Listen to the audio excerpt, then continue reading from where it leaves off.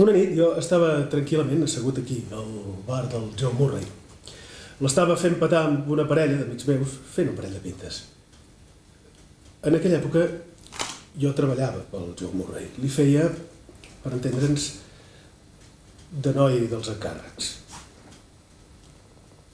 Li espantava gent. Cobrant. Cremar coses, llocs, disparar gent. Només per espantar. Avisos.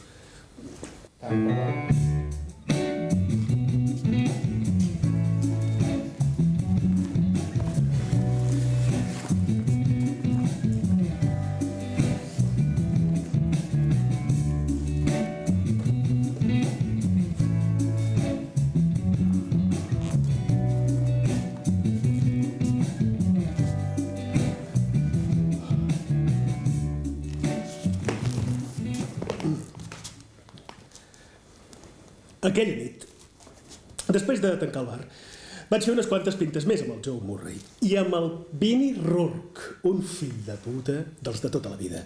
Acabava de complir 15 anys per atracament amb armada. Aviam, la veritat és que ell i jo no vam parlar gaire. Ara, sí que li vaig sentir dir que notava que s'estava estovant amb l'edat o no sé què. Però jo sabia que era un psicòpata incurable i que havia fet feines raretes pel Murray quan el que necessitava era un professional de debò, i no un caganius de tercera com jo. El de les escales li va dir al Mitchell que sortís per la porta del darrere, però ell tenia les claus a la saleta d'estar. Quan es va aixecar i va passar pel meu costat, jo em vaig treure la Webley dels pantalons i vaig començar a fotre tiros sense molestar-me gaire en apuntar-me.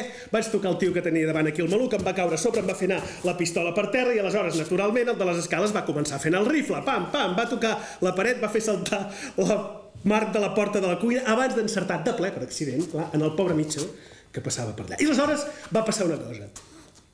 Es va començar a sentir uns clics sortint-li de l'arbre. Clic, clic, clic, clic, se li havia encallat.